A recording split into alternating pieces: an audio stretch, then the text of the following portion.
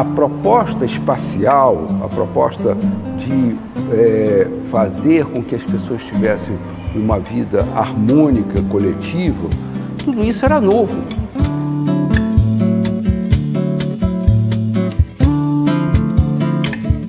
Olha, isso aqui é lindo, a linha vermelha, o metrô, que é a Avenida Brasil. Eu sou feliz, eu moro num lugar maravilhoso.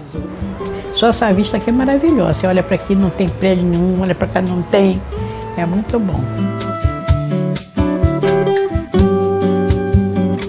Eu tenho a impressão que ali, Carmen Portinho e Ride, dia após dia, a engenheira e o arquiteto, eles tinham consciência que eles estavam construindo nem mesmo um sonho, era mais do que um sonho. Eles estavam construindo uma proposta de futuro. Um projeto que revolucionou o conceito de habitação no Brasil e podemos dizer em todo o mundo. É certamente a obra de habitação popular produzida no Brasil que mais repercussão teve no exterior.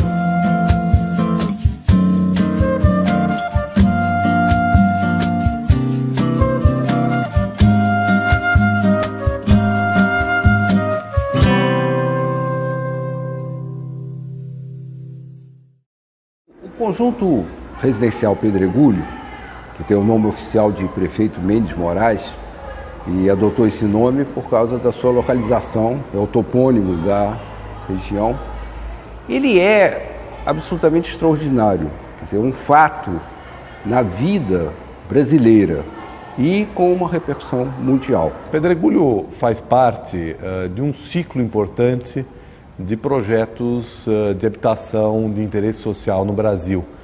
Um processo de produção de habitação que tem início basicamente a partir do governo Getúlio, quando a questão da habitação passa a ser tratada como um problema de governo. Esta escola de arquitetura dos anos 20 que o Ride frequentava, ela estava ali ao lado da Câmara, ela estava ao lado do Senado, ela estava ali na Cinelândia. Ele ouvia as manifestações, ele ouvia as passeatas, ele ouvia os discursos, ele ouvia a movimentação da rua. E a década de 20 foi rica em movimentos demandando justamente uma maior atenção à dimensão social. Para entender isso, ele não é apenas um exemplo de arquitetura contemporânea, de arquitetura moderna, como foi entendido durante muito tempo. Ele é, na realidade, uma iniciativa pioneira, de vanguarda, com repercussões muito intensas e muito fortes na história e concepção da habitação popular e, na realidade, num sonho, numa utopia de criação de um homem brasileiro com uma cidadania mais forte. Eu gosto sempre de falar, quando eu falo sobre o Pedregulho, do exemplo que foram esses profissionais que trabalharam nesse empreendimento, né? Foi um exemplo de perseverança, de luta mesmo diária, de tomada de decisões e que mostram um pouco do que nós profissionais deveríamos ser, né? Acho que esse é o sentido maior do Ride, né? Que ele estava sintonizado muito com a cidade e com esse sentido do coletivo. Tá? O conjunto Pedregulho, né? Ainda tem essa lição atual, né? De considerar igualmente importante a construção bem feita, com técnica avançada, né? Um conjunto com várias coisas necessárias para a vida, né? O comércio, né? Assistência médica, paisagismo, né? E possibilidade de relação lírica com as formas. A geração de 20, sobretudo a que leu mais de perto os manifestos, os textos dos arquitetos, dos urbanistas e dos desurbanistas soviéticos, e o Reed fez uma trajetória um pouco nesse sentido, né? Ele vai estar preocupado com esse mundo novo que se abre para a arquitetura e com esse mundo novo que se abre de uma maior justiça social. É isso que é preciso se ver, porque senão nós vamos tomar o edifício do Reed apenas como uma manifestação do estilo moderno. Todos os espaços do conjunto, vamos perceber esse cuidado, essa relação em dar melhor qualidade de vida, melhor conforto para o usuário, para o morador, mas ao mesmo tempo estimular nele um fortalecimento do seu convívio com o outro, um encontro com o outro. Os espaços todos têm essa característica. Pode ser para a criança, pode ser para o adulto. Então a relação das distâncias entre um prédio habitacional e a escola, o posto de saúde, que são tratados em altíssima qualidade com o projeto de jardins do Burle Marx, né, que tudo isso prevê uma alta qualidade de vida para aquelas pessoas. É claro que nós estamos ali num momento importante em nível no Brasil e em nível internacional, que é um momento de grande florescimento das ideias do socialismo. O Pedregulho, ele se situa entre dois momentos fortes de globalização na história da cultura ocidental e a qual o Brasil passou a ser ligado, sobretudo depois da independência. Esses dois momentos de globalização foram os anos 20, 30 e depois os anos 50 a 60. Pedregulho está ali no meio. E ele é quase que uma resposta, já tardia mesmo, mas uma resposta a uma série de processos de exclusão social, de segregação, de empobrecimento. A modernidade traz novos programas, a habitação coletiva é um deles, assim como fábrica, assim como estações de trem, de passageiros, são programas novos. Tá? Aí há necessidade de tratá-los especificamente. E um dos lugares em que isso começou a ser formulado, onde as experiências começaram a se trocar, foram nos congressos internacionais de arquitetura moderna. A ideia desses edifícios, desses complexos, né? Os primeiros a pensar sobre elas, os primeiros, foram os arquitetos ligados aos congressos internacionais de arquitetura moderna, aos CIANs. Pode parecer assim à primeira vista contraditório você fazer uma habitação para funcionários de baixa renda com essa qualidade, mas é exatamente a concepção de fortalecimento da cidadania. Eu vim para cá, tinha 12 anos de idade. Morei com os meus pais, depois casei, saí e retornei para cá. Há 42 anos, né, eu convivo aqui, que minha mãe ainda mora aqui. E se eu voltei é porque realmente gosto muito.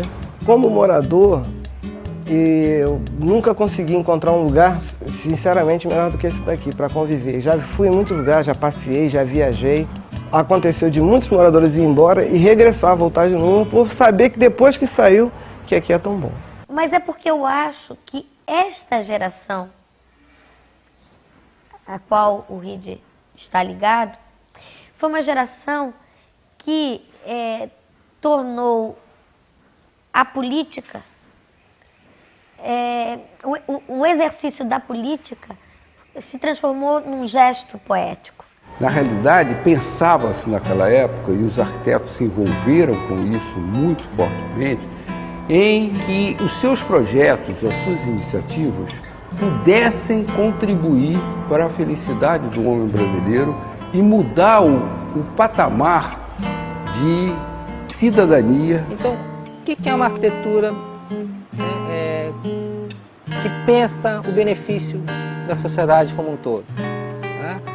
Ela tem que ter um princípio um conceito de democracia implícita, né? De igualdade, das pessoas terem direitos.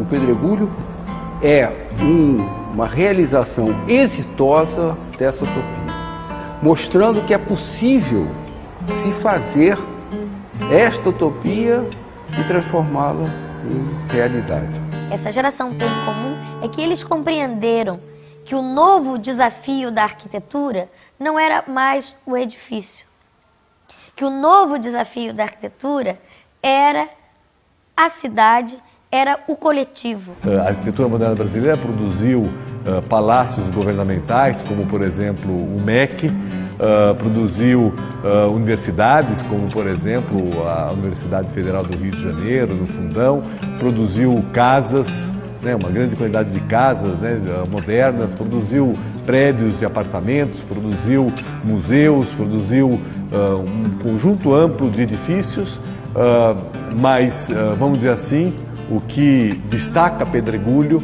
é o fato de ele ser uma obra de caráter social. O arquiteto que tem uma forte influência no projeto do conjunto é o Le Corbusier, e dentre vários conceitos aplicados no conjunto, um dos mais interessantes é o da máquina de morar. E aí esse conceito da máquina de morar ele é aplicado nos apartamentos na forma da adequação dos espaços às atividades diárias. Essa impressão do Le Corbusier, quando ele estava passeando, veio da Europa para a América de navio, né, ele fez alguns diários, textos, né, e ele ficava muito encantado com o navio, que era para ele uma cidade flutuante, né? E lá ele tinha essa ideia de que a vida moderna, né, plenamente moderna, né, estava sendo realizada, né? E aí ele dava o exemplo da cabine que ele ficava, né, da cabine, assim, do seu quarto. Ele dizia que lá tudo era prático, né? Lá não tinha desperdício nenhum e tudo estava um pouco ao alcance da sua mão, ou seja, na dimensão do seu movimentar se necessário. Essa eficiência, essa organização, essa geometria da vida moderna, né? Ele diz assim, não, ali a gente tem um modus ideal da vida moderna, ser ordenada, eficiente, límpida, clara, né, inteligível. Pode entrar, sejam bem-vindos. Olha, aqui é o meu castelo. Isso aqui é a minha cozinha. Se você achar pequena, não é. Para mim é imensa, porque aqui eu faço meus quitutes para mim, para o meu marido, para os meus netos. A própria cozinha, quando é projetada milimetricamente em função dos movimentos do ser humano, para que não perdesse tempo em achar as coisas e fosse... Está tudo racionalizado, todo o projeto é calculado assim. Feito, eu estou falando da essência do pensamento. Agora, isso é feito com um talento do Reed que é extraordinário. Não repara não que tem bagulho aqui, hein? Ó. Aí, ó. Ele é todo, pode entrar, ó. Isso aqui era bom mostrar, dá licença. Tá? Aqui era uma bancada que nós tínhamos esse vão de passagem para uma mesa que já era construída aqui, o que facilitava todo o movimento. Aqui tinha as prateleiras e aqui a pia, em que tudo ficava à mão com a ventilação. Quer dizer, era importante a mesa, até no apartamento conjugado a mesa era prevista e ela foi feita como continuação do passapratos para que se criasse esse hábito de sentar à mesa para poder almoçar. Isso era uma premissa do projeto. O pressuposto é que a sociedade, que a arquitetura pode levar à melhoria não só das condições de existência, mas pode dar valores, pode ensinar valores, tá? É um pressuposto didático. Olha, aqui é a minha grande sala. Tá vendo? Tem até, olha, dá até para botar minha máquina de olhar. Tá aqui. Ó, faço minha ginástica em casa, tá vendo? Então, a partir daí, a proposta já inova. Não se pensa mais em fazer um conjunto de habitações isoladas, de habitações onde o seu mundo é restrito apenas àquela propriedade, mas realmente criar um território onde as relações humanas se renovariam.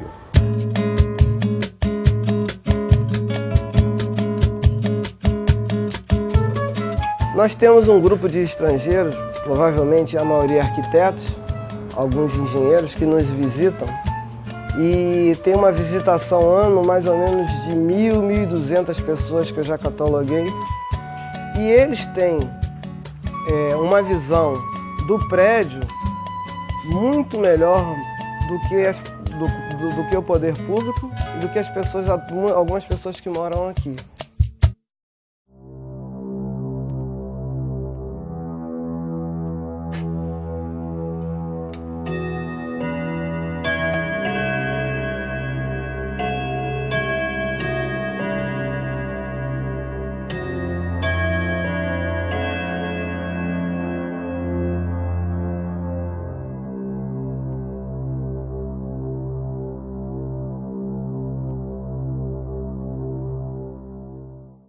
Os arquitetos modernos, eles partilhavam do conceito de que era possível educar o homem através da arquitetura e do urbanismo. E dentre essas metas para educar, passou a transformação do espaço da moradia. Talvez, né, o ideal do Pedregulho, do Ride, né, tivesse querendo dizer a sociedade deve ser assim, igualitária, coletivista, né, e a casa igualitária, coletivista é esta, né, e querendo se modelar, olha, isso é um modelo de relação social, um modelo de sociedade. E isso certamente mostrou uma intersecção importante entre a produção da arquitetura moderna brasileira e a produção de habitação social, que, é importante que se diga, não se resume a Pedregulho, né? Porque Pedregulho, até por esse destaque que teve em nível internacional e no Brasil, pelo caráter quase espetacular daquela obra, ganhou grande destaque, mas ela se insere num ciclo, né, de projetos de habitação modernos, que tem outros grandes projetos produzidos no Brasil e particularmente no Rio de Janeiro, né? Por exemplo, como o conjunto residencial do Realengo, que foi o primeiro, né, projetado em 38, 39, ou projetos em São Paulo, como por exemplo Japurá, de autoria do arquiteto Eduardo Nise de Mello, ou uma obra fantástica produzida em Minas Gerais, o conjunto residencial da Lagoinha, em Porto Alegre, a Cidade Jardim, né, a Cidade Jardim dos Industriários, né, Passo de Areia. Então nós temos aí uma produção que se espalhou pelo Brasil todo de habitação social nesse período. E Pedregulho foi aquela que ganhou o maior destaque, né, até pela riqueza do projeto. Então, a arquitetura moderna brasileira se realiza no Estado Novo, né? Que é paradoxo mais forte do que esse, tá? Os modernistas ligados ao ministério, ligado a um ministro, digamos, um pouco mais esclarecido, que é o Capanema, né? Mas todos estão subordinados ao Getúlio Vargas, tá? As cidades, né, sim, estão experimentando modernizações, tá? Mas muito daquele modo de vida rural ainda permanece mesmo na cidade. Até então, a questão da habitação para os trabalhadores era objeto de uma ação do setor privado, que produzia casas para alugar, né, como uma perspectiva de obtenção de um rendimento dos seus capitais.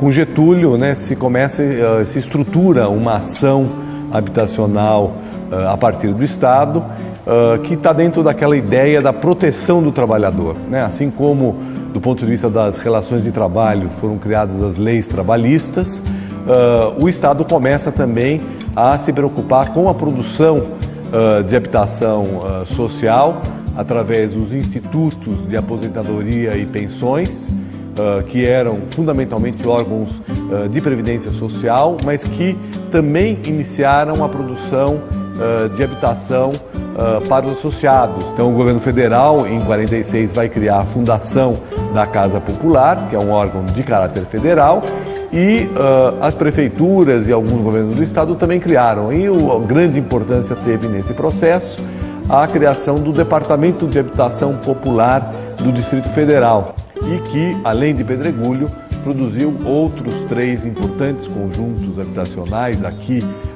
na cidade, na capital, né, no Distrito Federal, no Rio de Janeiro, um conjunto da Marquês de São Vicente, mais conhecido como Conjunto da Gávea, que aliás é um filhote, podemos dizer assim, do Pedregulho, um conjunto em Paquetá e um outro conjunto em Vila Isabel. Então esses 4 conjuntos fizeram parte então da produção do Departamento de Habitação Popular do Rio de Janeiro, que foi dirigido pela engenheira Carmen Portinho, que foi talvez a mais importante personagem, vamos dizer assim, da Prefeitura do Distrito Federal, que tratou do problema da habitação de interesse social.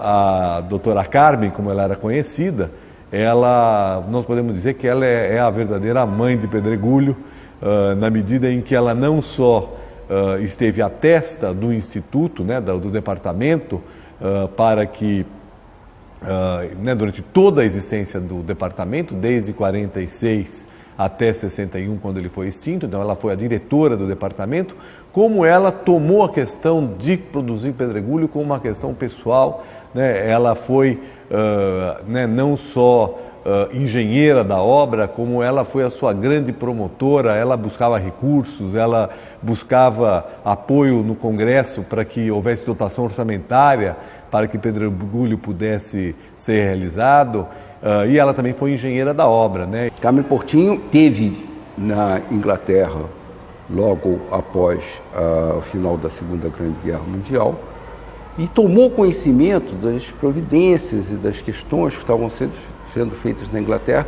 de recuperação das habitações, problema habitacional na Inglaterra.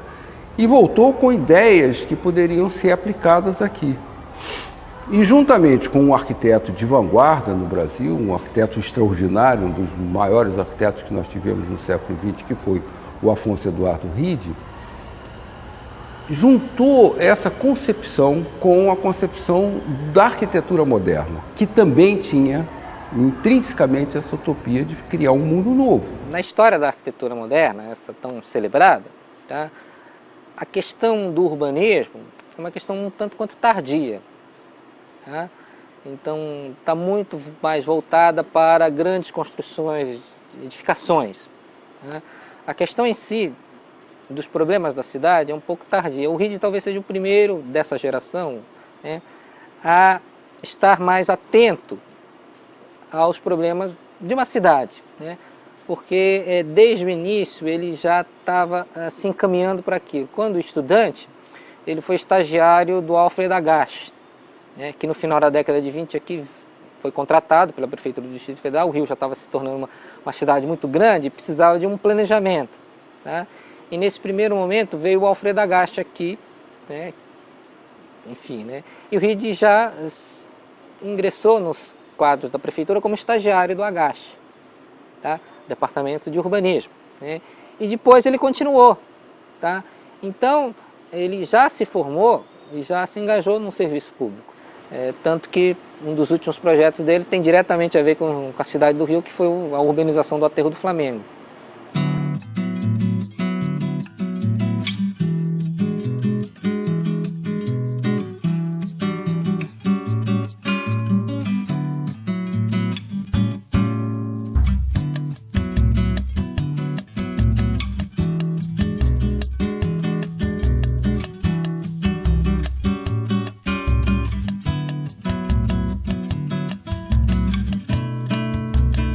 Muito importante a gente entender a personalidade, né, da doutora Carmen como uma feminista. Ela também estava muito preocupada com a criação de um modo de vida, um modo de morar que facilitasse a vida da mulher, né? Então, tirar a tarefa cotidiana de lavar roupa do âmbito da habitação e remetê-la a um espaço coletivo onde trabalhadores especializados fossem realizar esse trabalho, fazia parte não só de uma concepção de habitação, mas de uma concepção de vida, uma concepção de modo de morar e uma concepção de qual deveria ser a inserção da mulher na sociedade, que não era para continuar sendo, não deveria continuar sendo a escrava do lar, mas uma pessoa que tivesse amplas condições de desenvolver e desempenhar todas as atividades que qualquer homem pudesse fazer. Na época, nunca se conhecia, não se tinha essa ideia de que poderia lavar roupa com equipamentos assim. No entanto, foi feita uma lavanderia coletiva trazendo equipamentos da Alemanha, máquinas de lavar de porte industrial. Para quê? Para que as mulheres tivessem mais tempo para se dedicar aos filhos e ao trabalho. Isso há meio século atrás era absolutamente impensável. A gente levava, tinha feito um saco. Então, toda semana a gente botava naquele saco. Chegava lá, pesava e a gente dava uma taxa para pagar o sabão, que era sabão em pó, aquela coisa toda. E depois marcava o dia para a pessoa ir buscar, de segunda a sexta. Mas era tudo marcadinho direitinho, cada um tinha o número do seu apartamento. Então a ideia de que a habitação é a unidade habitacional estrito sensu, agregada a tudo aquilo que é necessário para a vida cotidiana de um trabalhador. Nós podemos perceber que aqui tem um prédio sinuoso que se adapta ao terreno. Aqui atrás dessas árvores tem 2 blocos, que é o B1 e B2. Aqui nós temos a escola com o bloco das aulas. Aqui tem o ginásio e a piscina e a parte toda de esporte. Ali tem um recreio. E lá nós podemos ver o posto de saúde, que está completamente degradado e destelhado. E mais à frente o centro de abastecimento e a lavanderia. E os blocos habitacionais menores, eles tinham 28 apartamentos, cada um totalizando 56 moradias.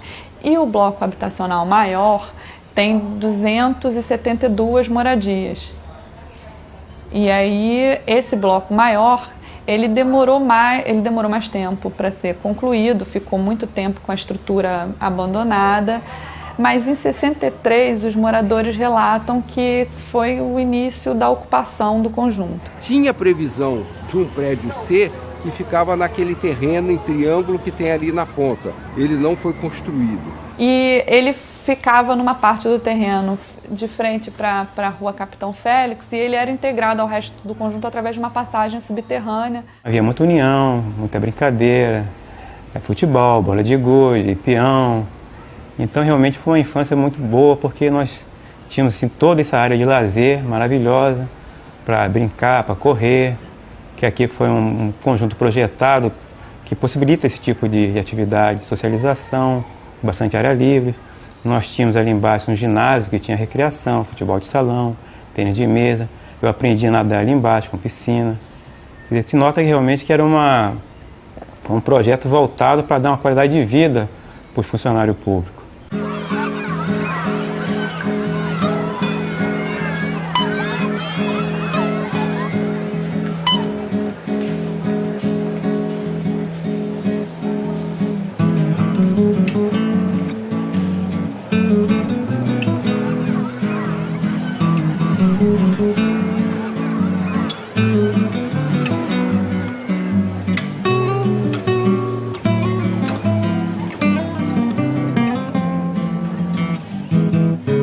Nós chegamos aqui nos anos 60.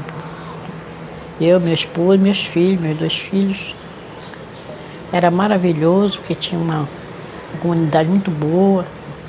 Aqui é como se fosse uma família. Os moradores são tudo morador antigo, então é como se fosse uma família. Todo mundo conhece todo mundo, entendeu?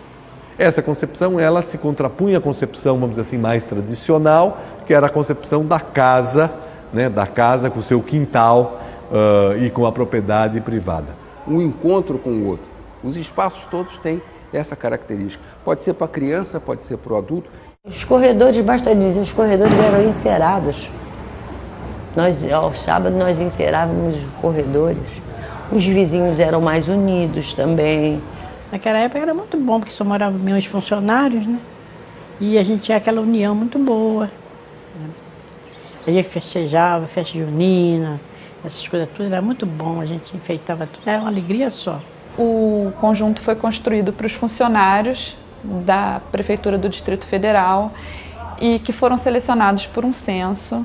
E aí os moradores, funcionários públicos, vieram morar nesses 2 blocos e eram funcionários assessores, eram funcionários que tinham um certo cargo e era dada preferência pelo número de filhos. O meu marido, ele trabalhava no Estado. Então, ele falou que ele queria um apartamento para o chefe dele. Falou que estava precisando de um apartamento, que tinha uns filhos, e era pequeno onde nós morávamos. Aí ele falou para ele, olha, eu vou ver um apartamento para você. Tem um prédio grande que foi formado agora, então não tem ninguém ainda morando. Tem 43 anos. Quando muitos falavam assim, que a piscina era um luxo, né, para essa população, a Carmen respondia, não, não é um luxo, isso é um direito de ter um espaço de lazer. E essa ideia da unidade de vizinhança, onde o morador tem acesso, então, à piscina, à quadra de esportes, né, aos espaços de lazer, de recreação e de cultura. E aí a ideia da qual se origina, né, o conjunto é a ideia de unidade de vizinhança, que era a ideia de que a habitação deveria estar integrada aos serviços diários, cotidianos. Dentre eles a escola, o trabalho, o comércio e a saúde. E também a função de recreação, essas coisas. E aí o conjunto ele é implantado num terreno que era próximo ao trabalho, era próximo à prefeitura do Distrito Federal. E aí e próximo também a grandes vias de circulação. E aí se tenta fazer essa ligação de moradia-trabalho. E aí ele é concebido com a escola tendo um papel central, acaba formando um conjunto com a parte recreativa que tem uma plasticidade muito exuberante, com painéis, com curvas, e ao mesmo tempo fica na parte central do conjunto, de fácil acesso. Bom, aqui nós estamos no espaço característico da qualidade arquitetônica do Pedregulho, que é a circulação. Ela é feita de uma forma de dimensões na sua largura e em curvatura, de tal forma que você tem uma qualidade de perspectiva e, ao mesmo tempo, é uma área de expansão das próprias casas. Os vizinhos convivem, as festas de aniversário, festas juninas, Natal, tudo pode ser comemorado em conjunto. Isso favorece a sociabilização, favorece a afetividade com relação ao local, com relação às casas, com relação às vidas, e é fundamental. E do ponto de vista da arquitetura, ele é tratado com esse combogó, que é de uma riqueza e uma simplicidade muito grande, que mantém a verticalidade dos elementos e o movimento que é necessário. Como, por exemplo, da integração entre as artes, né, os painéis, né, do Portinari, né, o jardim do Burle Marx, né, nós podemos entender que ali em Pedregulho nós vamos ter, talvez em cada uma das áreas, os principais, né, ou alguns dos principais formuladores da nossa cultura, da nossa produção artística dos anos 40 e 50 vão estar concentrados numa obra de habitação popular. E o Lúcio Costa vai dizer, quando se criticava o custo de Pedregulho, se aqueles recursos não tivessem sido aplicados em Pedregulho, certamente eles iam se perder e nós não teríamos ali uma realização completa daquilo que talvez seja uma utopia, mas uma utopia que nos aponta, né, a maneira através da qual o direito à cidade, o direito à habitação deve ser garantido para cada cidadão brasileiro. E o projeto foi todo feito junto com um trabalho social. Mesmo antes das pessoas ocuparem as habitações, quando foi feito o projeto, ao mesmo tempo ia sendo feito um trabalho social de investigação a respeito das famílias. Como é que as famílias moram, quantos cômodos necessitava, porque lá tem soluções de apartamentos com 1, 2, 3, 4 quartos. Então, dependendo da família, ela se utilizaria de uma ou outra unidade, adequado ao seu projeto familiar.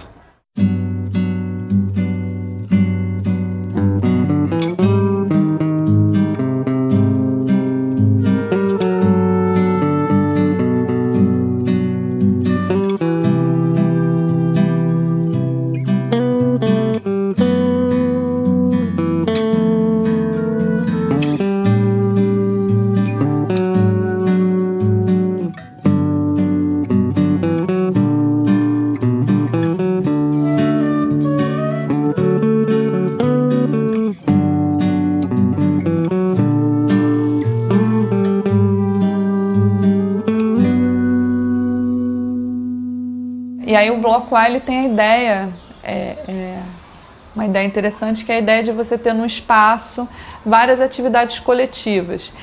O pavimento intermediário, por onde se tem acesso ao conjunto, e ele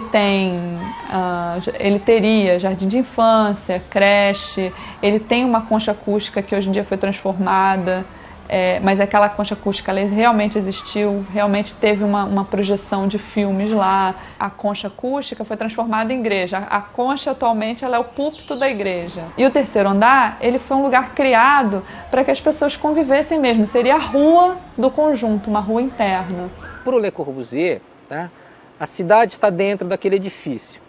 Tanto que na unité da habitação, são as moradias, e dentro ele coloca o que ele chama de rua-corredor, onde todos os serviços vão estar lá dentro. O edifício sob pilotis, mas um edifício forte, imponente sobre a paisagem. Tá? Então, a cidade dentro do edifício. Tá?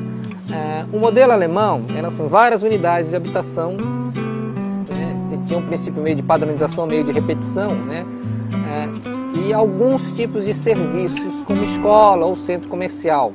Tá?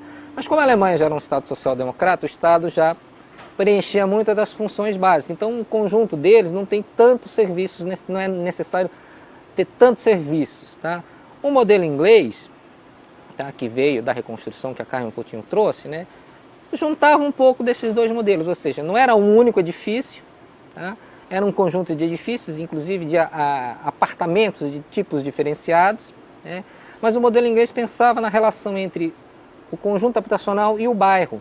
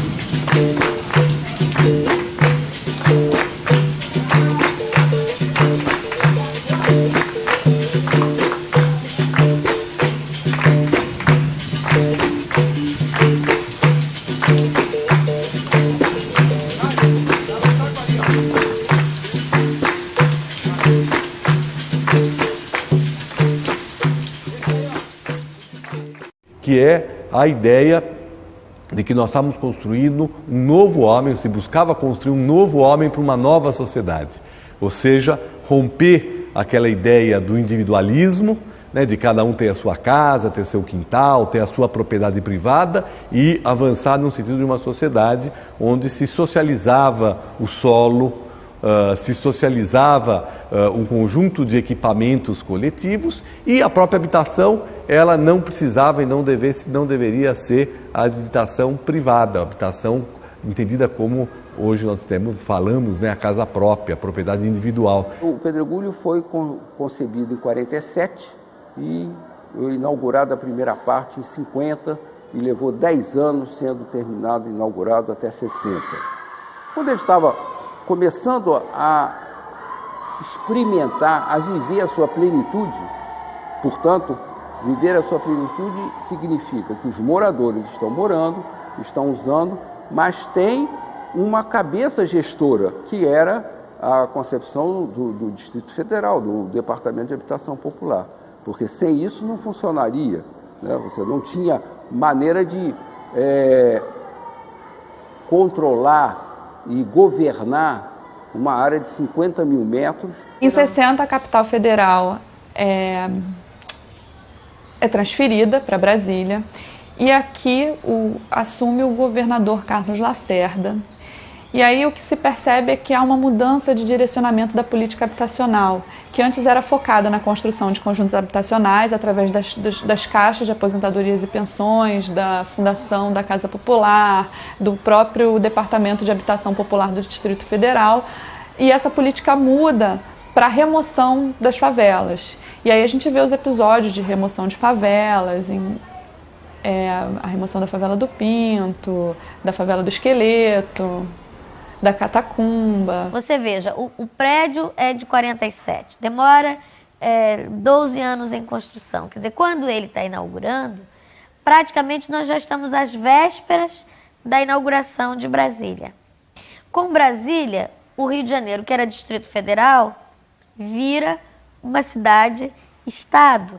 Então o que aconteceu é que enquanto a gestão foi estatal, enquanto havia um órgão que cuidava dos conjuntos, que dava manutenção, né, que de certa forma era responsável pelo conjunto, eles se mantiveram numa condição bastante positiva, bastante favorável.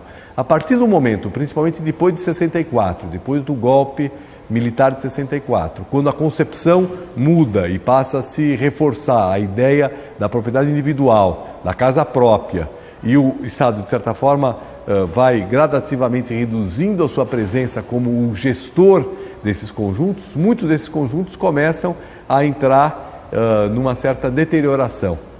O golpe de 64 propõe uma volta a outra concepção radicalmente oposta, né, que era você vender as unidades e as unidades isoladas, que foi como se instituiu o Banco Nacional de Habitação. Uma política que é o oposto do Pedregulho. O Pedregulho não vendia as unidades. O Pedregulho alugava, que era uma outra concepção também dentro do poder aquisitivo daquelas pessoas. Tanto que a própria política do Banco Nacional de Habitação teve o gravíssimo erro de financiar habitações há 15, 20 anos para pessoas com poder aquisitivo que não tinham possibilidade de comprar, oferecendo um produto que se deteriorava em 5, 6, 7 anos. Isso aconteceu pelo Brasil todo. Pedregulho era exatamente o oposto disso. Você vê que distância ele já estava na frente. De lá para cá, nós estamos assistindo repetições desse erro. No Brasil todo, nós temos tido políticas habitacionais absolutamente condenáveis para a sociedade. O Pedregulho hoje é muito avançado para essa política atual. Uma política que faz conjuntos habitacionais, como fez lá na Zona Oeste, que são desagregadores da sociedade. Quando acabou a lavanderia, nós fomos obrigados a dar um jeito aqui.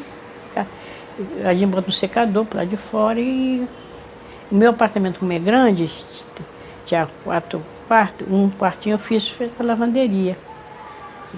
Mas outras pessoas aqui eu acho que não tem esse. Bota mesmo um tanquinho no banheiro e lá e bota o secador para lá de fora. Nós ficávamos no corredor brincando, né? Como criança, nós brincávamos, não tinha aquela preocupação, né? E agora nós temos, com violência, essas coisas. Olha, eu vim morar aqui pelo seguinte, que eu morava aqui era minha sogra. Então ela teve problema de coração, foi para São Lourenço. E aqui ficou fechado e queriam invadir. Eu morava em Mesquita, lá não existe no mapa. Aí ela me deu, isso aí passou para mim. Vim para cá, enterrei o umbigo e estou aí até hoje. Hoje o formato é muito diferente, porque as pessoas não têm mais essa facilidade. A única coisa que ainda continua dentro desse perfil é a questão das escolas que são próximas e a área de lazer, que ainda tem futebol, ainda tem área para futebol, para as crianças, ainda tem a piscina que está em atividade. O perfil socioeconômico é bem reduzido, não estão abaixo da linha da pobreza. Pode-se dizer que é classe média baixa. Eu moro no kitnet, moro aí, no caso, meus 3 filhos e meu marido. No caso, são 5 pessoas. E tem gente aqui que mora no kitnet, tem 9 filhos, 10. E já, no caso, a minha mãe, na época, trouxe 7. Com ela e meu pai, deu para sobreviver todos. Ele era eu, o esposo e os 3 filhos. E uma enteada. Sempre morou, já morou 9 pessoas dentro do kitnet. Tem, como vocês viram, tem a mercearia, esses, como é que se fala, esses trailers que tem aqui. pessoas que costuram, fazem unha, cabelo. Aqui, ultimamente, estava tendo, como é que se fala, barbeiro, entendeu? Agora no momento está fechado, mas aqui abriram uma academia de dança, ginástica, tem judô, tem aulas de judô, jiu-jitsu. O apartamento feito só para habitar acabou não sendo assimilado pelos moradores, até porque a gente tem a introdução de novos hábitos, a gente tem a televisão em torno da qual a família vai se reunir, e aí a exigência por salas maiores, isso acaba trazendo algumas alterações nas plantas. É um total de 3 quartos, né, sendo onde nós tivemos para área de serviço. Ficaram 3, né, esse é um maior que também dá frente para frente do prédio. A necessidade de se ter uma integração maior com o que seria um quintal, e aí a vontade mesmo que os moradores têm de cultivarem plantas e de criarem animais domésticos, isso tudo acaba interferindo no espaço do conjunto, até mesmo no espaço coletivo.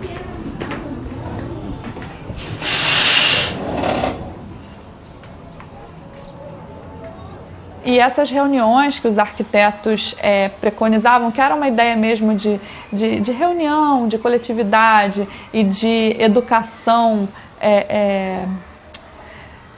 de recreação do espírito, da mente, através de passeios por praças, através das reuniões no ginásio, eles acabaram não acontecendo efetivamente, e cada morador acabou ficando dentro da sua casa, e lógico, eles estabelecem convivência, eles conversam nos corredores, eles fazem churrasco no corredor. Tem uma parte que é chamada de Copacabana e a outra de favela, bairro. Essa diferença social, não sei porquê, se a gente mora, como eu já até falei uma vez, quando o prédio cair, vai cair todo mundo junto, não tem essa de diferença, porque uns têm carro, outros não têm, porque moram lá no outro lado. Sempre teve essa divisão. O lado chamado bloco A sempre foi melhor que o lado B. Sempre teve outros olhos pro lado A e do lado B. O lado B é o lado de lá que é meio... é baixo mesmo. É muito difícil. Eu morei lá, por isso eu posso falar. Eu morei do lado de lá e agora eu moro do lado de cá. Eu posso falar porque eu senti na pele, eu morei do lado de lá. Então o que aconteceu? Dentro dos apartamentos, nós tentamos o melhor possível, mas do lado de fora, que é uma obra imensa, bonita, a gente não tem um poder aquisitivo para melhorar. Para ser verdade, para dizer a verdade, só em campanha política que vem aqui uma porção de político, promete e não fazem nada. A SEAB, pela sua vez, que é a subordinada que recebeu os pagamentos do prédio, também não nos faz nada. Agora, o dia que sair mesmo uma obra aqui, que nem saiu uma vez, que isso aqui é lindo. Esse prédio de longe é lindo. Eu não me lembro o ano. Você passava no 350 de Bom Sucesso para cá, que coisa, eu tinha orgulho de ver esse piano assim de cauda, lindo. Eu acho que realmente o Pedregulho ainda é um desafio e é uma lição, né, que precisa ser melhor compreendida.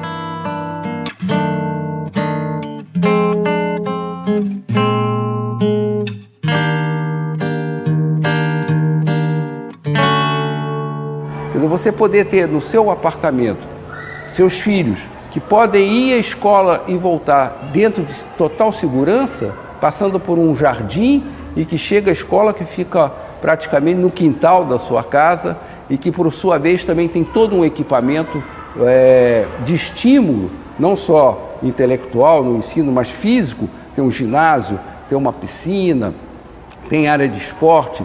Tudo isso era uma coisa, para um meio século atrás, absolutamente inovador.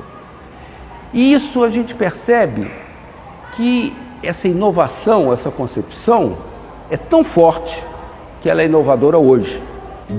Perto da nossa descrença atual, né, do nosso ceticismo, né, da falta de uma coisa que nos agregue, né, um valor, etc. e tal, né, quando você pensa nesses personagens, né, que tinham tanta confiança de que aquilo realmente era o melhor a se fazer.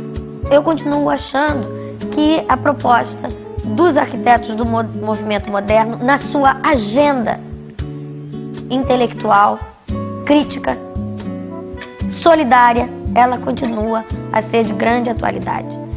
Então eu acho que para os arquitetos, né, perto dos problemas que a gente enfrenta hoje, problemas atuais, né, nessa cidade, né, eu acho que o Pedregulho mostra que é possível, né, que realmente é possível fazer e fazer bem.